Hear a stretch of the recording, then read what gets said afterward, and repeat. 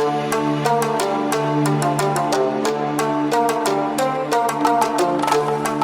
guys, November the 14th, 2025, and I hope everybody's having a wonderful day so far today. Happy TGIF to everybody out there whose weekend is about to begin. I know you guys are excited about that. I know I am.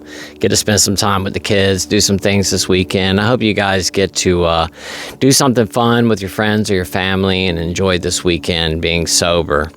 What I wanted to talk about today is, I did a little short earlier about this, but just how alcohol steals everything away from us, because it does. Maybe not in the beginning. And that's the thing about alcohol, is that alcohol is just so deceptive. It works so well in the very beginning, especially when we're younger. You start, dabbling with alcohol in your teenage years, and, maybe you're dealing with a little bit of social anxiety when you go to a party or something like that, and you have some drinks, and the alcohol works really well for that. It allows you to open up, be more social, have fun, joke, laugh, just, come out of your shell a little bit, and it works. And then, as you're younger as well, the hangovers aren't that bad. Maybe they are if you drink excessive amounts of alcohol, but, when we're younger, our bodies can process it easier. You just don't deal with these really bad hangovers. But as you get older, you get into your 20s, the hangovers start to get a little bit worse. The alcohol's still doing what you want it to do around that period of time, depending on how much you're drinking. But at some point, the alcohol stops doing what we want it to do. Our tolerance starts to increase. It takes more and more alcohol. It used to be maybe a 6-pack would get you where you wanted to be on a Friday night. Now you find yourself drinking a case of beer plus shots of liquor in order to get to where you want to be. And like I said, our tolerance begins to increase, and the alcohol stops taking us where we want to go. It's not taking us to that euphoric place that we want to go back to every single time. It's that dragon that we're always chasing, that nostalgia that, that we remember, those first couple of times that we drank and we felt just amazing. We're always trying to get back to that place, and it never seems to take us there. We just never seem to get back to that place that we're trying to get to. It's just crazy that we keep chasing and chasing and chasing and chasing. And as we're doing that, our lives just start to crumble all around us, and a lot of times we don't even see what's happening as it's going on, because like I said, we're just chasing that euphoria, we're chasing that dragon, and as we're chasing that dragon, we've got these blinders on, and we're not looking around and paying attention to what's happening around us. Like I said, that's what I wanted to talk about, because the thing is that alcohol it takes everything away from us. Not only does it take all these other things away, but one of the most important things that it takes away from us, eventually, at some point, all of us, it will take our health away from us. Alcohol is poison. I mean, that's just the bottom line. Alcohol is not good for us. For years and years and years, they said that, a glass of red wine or something like that a day, or a glass of red wine a week. I can't remember what it was, but they used to say that a certain amount of red wine was good for your cardiovascular health and all this kind of stuff. And it started with an R, like retrovizol or something was the compound that was in the red wine that they said was so good for you. And the thing is, I think they were able to isolate that anyway, so you could take that, whatever that compound is, without having to drink the red wine and still get the benefits. But they've said now that no amount of alcohol is safe. None. No amount at all. 0 is good for you. But anyway, back to the alcohol takes everything away. Like I said, it takes away our health. It destroys our liver. It destroys your pancreas. It destroys basically every single thing inside your gut. It destroys your brain cells. Everything. I mean, it affects every single organ, part of our body. It affects our skin, the largest organ that we have. It destroys your skin, dries your skin out, makes your skin look bad. You start getting spider veins all over you. It's just horrible. You could end up with ascites, liver failure, pancreatitis, chronic pancreatitis, diabetes, encephalopathy, having seizures. I mean, just all kinds of things can happen because of alcohol consumption. And that's just what it does to your health. And then think about this, if you end up with health problems, and I know about this all too well, you start ending up with a bunch of health problems, you go to the hospital because of those health problems, the next thing you know, they're doing MRIs, CAT scans, blood work, all this stuff, then they start putting you on all these different medications. Now you've spent, X amount of time in the hospital, and you've got $250,000 worth of hospital bills from one stay and one surgery, and the hospital's badgering you, you're getting phone calls every other day from the hospital wanting to know where their money is. So now financially, you've been ruined as well because of all these medical bills. And, depending on your state and what the laws are there, like here in South Carolina, they just recently changed the law like a year ago to where they can come after your possessions. They can put a lien against your home. If your medical bills get to the point where they're outstanding for so long, they can come after you. It used to be the only thing they could do was they could take your state tax return away from you, but that's not the case anymore. If you have a vehicle in your name, they can come after your assets. They can come after, like I said, and put a title lien against your home. There's a lot of things that they can do. They can freeze your bank accounts. I mean, that could financially completely ruin you. I mean, it could bankrupt you. So now you've completely lost your health. You've lost yourself financially. You might potentially put that financial burden on your loved ones, on your children, on your spouse. I mean, who knows? Like I said, your health and your finances could be completely ruined because of alcohol. You don't even know who you are anymore at some points. It just gets to that point. It robs you of your soul. You just get to a point where you don't even know who you are anymore. You're just a shell of who you used to be as a human being. Slowly but surely, that reflection in the mirror becomes a stranger. And, over time, you begin to look at yourself in the mirror and wonder who that person even is that's, on the other side of the glass, because you don't recognize that person anymore. They've changed. They've become, like I said, soulless, empty. It's just like, they're on autopilot or something. I know I was. It was just like everything else in the world did not matter anymore. I didn't care about anything anymore. The only thing that mattered to me, my only drive, my only focus in life was to get alcohol, drink alcohol, and obtain money to buy more alcohol. And that's all I cared about, was drinking and getting more alcohol. That's it. My whole entire life became that mission and that mission only. And like I said, I gave up on everything else around me. You can, not only all these other things, like, starting to not even recognize the person that you are anymore because you've changed so much because of how deep that you've gotten in the bottle. But your self-respect, what a huge thing to lose in addiction. And it's something that happens, and it doesn't even necessarily have to be alcohol. All of these things could apply to other substances like drugs. It could apply to food. It could apply to shopping, gambling, pornography, anything. I mean, you could lose now, not necessarily like lose your health because of gambling or something, but it could affect basically every single other aspect of this. And I guess it could affect your health indirectly. You're getting really stressed out because you're gambling and you're not eating right, and you've lost all your money and blah, blah, blah. Yeah, I guess it could actually affect your health because of the stress, because of what's going on based on whatever the addiction is. So yeah, any of those addictions could affect your health as well in a negative way. It could impact your health really bad, as a matter of fact. Now that I think about it, so like I said, this could apply to anything. Any addiction could rob you of all of these essential things in our life. Like I said, self-respect gone. We begin to lie, cheat, steal, tell loved ones that we never thought that we would lie to, or say nasty things to when we were intoxicated, or do certain things that we promised ourselves.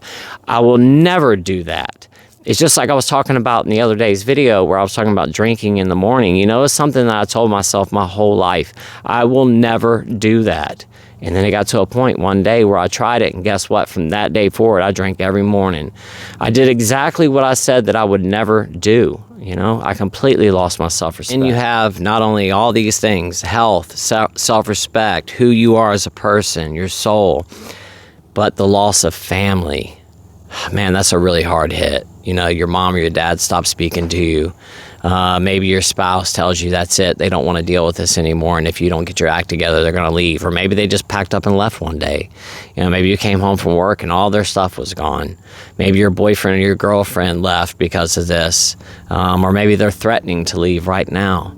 You know, or maybe a brother or a sister, an aunt or an uncle, a grandparent. Maybe you stole some money for them to buy whatever it is, or lied to somebody in your family about this because you didn't want them to give you a lecture about your consumption. You know, you're constantly covering up for what you're doing and lying to your loved ones. And, you know, it's gotten to the point where they've just basically given up on you.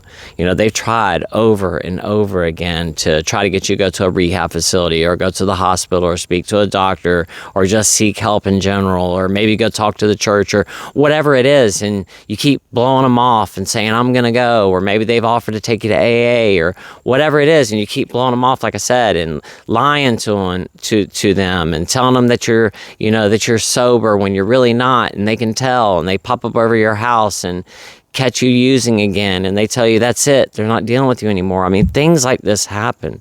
So now we've lost our family on top of it. Friends, we can lose our friends because of this. You know, they get sick and tired of dealing with us when we're intoxicated. We say rude, nasty things to our friends when we're intoxicated. We lie to them as well. And just the fact that we're intoxicated or whatever it is, I mean, people get sick and tired of dealing with it. You know, if you keep giving them a phone call at 10 o'clock at night, wasted drunk, and that's the only time that you call your friends up, and they're, you know, they answer the phone, they're like, I don't want to answer this, I already know that they're going to be wasted. You know, they get tired, and eventually they get to a point where they stop answering because they know that when you call, you're going to be slurring your words, they don't want to hear it, you're going to be full of drama, screaming and hollering about whatever it is, so they stop answering the phone. They stop wanting to spend time with you because every single time they do, you're wasted drunk. These are all facts, guys. This is the stuff that happens. Our health, we lose it. Our friends, we lose them. Our family, we lose them. Our physical possessions, we lose those too. You know, we begin to sell things off. You know, things that we really care about. You know, family, you know, things that have been passed down, family heirlooms, we might sell those just to make some extra cash to buy a substance or to buy more alcohol. Or maybe we sell off our parents' home that, you know, that's been in the family for the past 150 years, and they pass away, and you just sell it and use that money to go party and use drugs with or whatever it is. I mean, things like this happen, guys. People sell off stuff all the time. People sell everything they have in order to get more substances or to continue to drink. It's kind of like that movie Leaving Las Vegas, if you've never seen that before. You know, he just kind of gets rid of everything he has and heads out to Vegas with all of his money and decides, I'm just going to go there and drink myself to you know what, and that's what he basically does. It's a very, very sad movie. And not only family, friends, health, and all these things, but our jobs. You know, a lot of us lose our jobs because of our addictions. You know, our bosses give us warning after warning after warning about showing up to work late, showing up to work reeking of alcohol, looking like garbage. You know, we show up to work, black circles on our eyes, our hair is a mess. You know, we just rolled out of the bed and darted out the door because we woke up 5 minutes before we were supposed to be at work. You know, that your boss is just sick and tired of dealing with it, so they finally let you go. I mean, these things happen, guys. So, you know, all of the things that are important in your life could end up vanishing because of your addiction.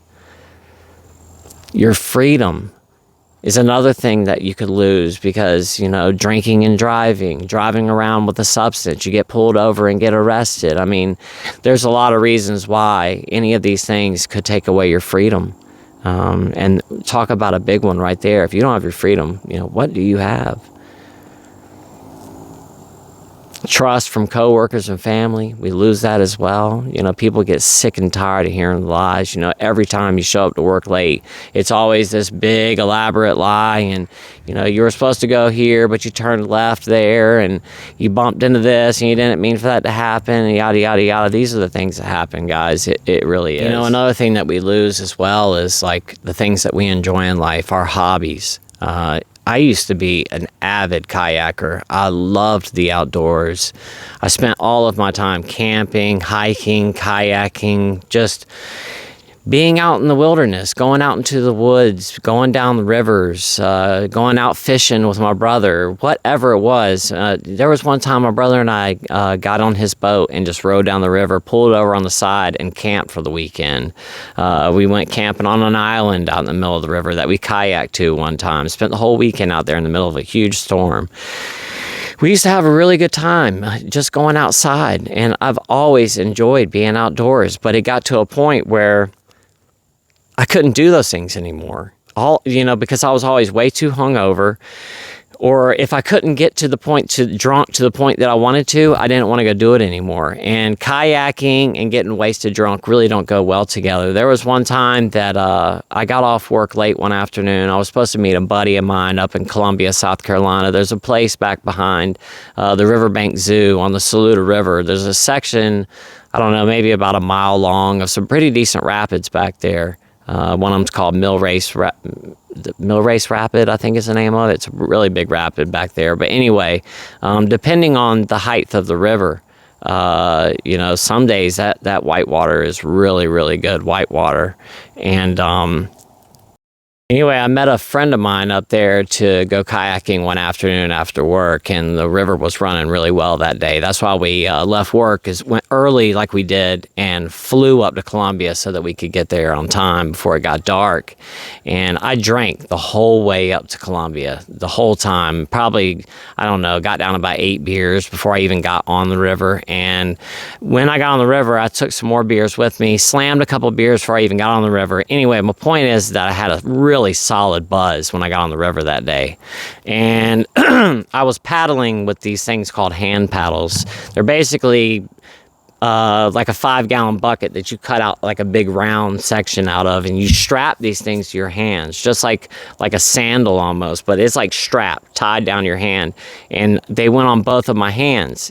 I was using those instead of paddles. It's a thing that kayakers do because it gives you really good control. You're really low to the water. It's a different way of paddling. Anyway, I was on the river that day with those hand paddles, and I've been drinking. And we started going down the river. I flipped over in the middle of the river, and I was intoxicated. I forgot how to roll up because I was drunk. I could not get myself back up. I'm in the middle of this really bad rapid. I got caught in a hydraulic. I almost drowned that day because I'd been drinking when I went and got on whitewater. Like, big no-no. But I wasn't thinking. I was drinking and thought I was invincible, and quickly found out that day that I was not. And almost lost my life that day. And it was wintertime too. It was not a good, fun day. It wasn't. And it was all because I was drinking before I got on the river. So that scared me really bad, and I started shying away from doing that stuff for a while because of that. So once again, it took one of my hobbies away from me. It got to the point to where I was always drunk or always so hungover that even doing anything outside just wasn't fun anymore. I would go on these camping trips, planning on going kayaking, and I'd go all the way up to the mountains, take all my camping gear, plan on being up there for days, took my kayaks. I would take multiple kayaks with me, and I'd take them out, set them up at the campsite, and plan on going kayaking. The first day I'm there, I'd wake up that morning, start drinking first thing. I'm just having a drink just to take the edge off. And then it would get to 9 o'clock in the morning. We're going to go in a little bit, 10, 11, 12. And then it got to the point where it got too late and I was already too buzzed up. So then it was, we'll just go tomorrow. And then I'd get so drunk that the next morning I was too hungover to do anything. My point is that I'd go all the way up to the mountains with all my camping gear, plan on kayaking the whole entire time. But all I did was sit at the campsite and get drunk, and I never got on the water. I did that multiple times over the years, and eventually said, the heck with it. I don't want to go out there anymore, because all I'm going to do is, spend all this money, all this time, drive all the way up there to sit around and just drink when I can do that at home and save money. And that's what happened. I lost the things that I really enjoyed doing because of alcohol. Alcohol took all that away from me. Now, I'm not saying that alcohol physically took that away from me, because it didn't. Ultimately, I took those things away from myself. I allowed those things to happen. But the alcohol, the drinking the alcohol, is what influenced me to be the way that I was. I didn't care about anything else, because it got to the point where all I cared about was getting intoxicated. That is it. My whole entire life that was my focus in life, was getting drunk. I stopped caring about my job, my family, anything. Alcohol took everything away from me. And the reason I'm talking about this today is because it's Friday, and, it's getting close to be the holiday season. And, this is a time of year when friends and family really start coming around a lot more. We're coming into Thanksgiving. People are going to start getting time off of work, but we're going into the weekend. And these are those moments where we get faced with those decisions. We get faced with that. Should I drink tonight and just try to have a couple and see what happens with it? I was just watching something this morning, and it was like a little short documentary about Bam Margera. And I don't know why I clicked on it to watch. It was on YouTube. It was on my recommended feed, and I just watched it. The documentary was about him and his skating and all that stuff, but the majority of the documentary was about his alcoholism and how he basically, lost a lot because of his drinking. And his parents were talking about, he had this long stint of sobriety. He had moved to Spain and was spending time over there with a good friend of his and skateboarding, and was doing really well for himself. He had actually had a pretty long stint of sobriety. And his dad was talking about how he was speaking to Bam's mother, I guess, who was over there in Spain with him. And the dad was asking the mom, how's he doing? And she said he's actually doing great. He's drinking a glass of wine, with dinner here and there, but that's it. And the dad said, wait a minute, he's doing what? And she said, yeah, he's just having a glass of wine here and there with dinner. And the dad said, that is such a bad idea. No, he cannot be doing that. And he said right then he knew that was it, that he was going to go right back to it. And he did. Because we open up that door thinking that this time we have control over it. Like I said, we get faced with these decisions. We go out on Sunday brunch with the family and everybody's drinking mimosas, and we think to ourselves, why not today? All I'm going to do is drink today. I won't drink tomorrow. We do get placed in these positions all the time. You go to over to your next door neighbor's house to bring a package over there. They got accidentally delivered to your house. And when you knock on the door, they've got a beer in their hand and they say, come on in and have a beer with me. Thanks for bringing the package over. Guys, you know what I'm talking about. This stuff happens every single day. And you get faced with a decision. Do I drink or do I not drink? Can I control this or not? Just for today. We start telling ourselves, just for today. I'm just going to drink for today. That's it. I'm not going to drink tomorrow. I'm just going to have a beer. Before you know it, you're waking up on your bathroom floor. It's 6 o'clock in the morning. You don't even remember what happened at all the night before. You can't find your cell phone. Your pants are halfway on. You guys know the story. I don't have to fill the whole thing in. Alcohol takes everything away from us. Let's not go into this weekend. If you get faced with that decision this weekend and somebody offers you a drink, just say no. No, thank you. Don't explain yourself. Just no, thank you. You could say you just don't feel like drinking. You're on antibiotics. You're taking some kind of medication that you can't drink right now. You're on a diet. I mean, there's a million things you could say instead of sitting there and explaining the whole fact that you're trying to get sober. Because a lot of times too, when we do that, people will poo-poo on the fact that we're trying to get sober, especially somebody that has a problem with drinking themselves, because I've spoken about this so many times. Misery loves company. So you might be telling somebody this and it's, oh man, you don't have a problem. I see how much you drink. You're okay. It's all good. You're not an alcoholic. You don't have AUD. Absolutely not, man. You're fine. Go ahead and have a beer. It's not for them to make the decision. If you think you have a problem and you're trying to get your life together, that's because you think you have a problem. Don't let somebody else influence you into thinking that it's not. Once again, just make the right decision this weekend. Don't fold. Just stay strong and say no. And remember that if you have that one drink, it could potentially end up taking every single thing that I named off today away from you, because it doesn't happen overnight. This happens over time. But all we have to do is open up that door with one drink. One drink. That's all it takes, is one drink. And all of a sudden the doors just open wide open. And we're right back where we were when we started to get sober. We do not want to end back up in that place again. We do not want to lose all of these things that I listed off today. Let's stay sober one more day. I know you guys can do it today. We'll worry about tomorrow when it gets here. One day at a time. We live our life one day at a time. We put our pants legs in one leg at a time. Let's take our sobriety one day at a time. Don't worry about tomorrow. Don't worry about what happened yesterday. If you relapsed yesterday, it's okay. It happens. Don't beat yourself up. Don't say all that time's thrown out the window. Just pick yourself back up and try again. You're not a failure until you stop trying. Guys, thank you so much for being here. And until tomorrow, I will see you all then. I love you guys so much.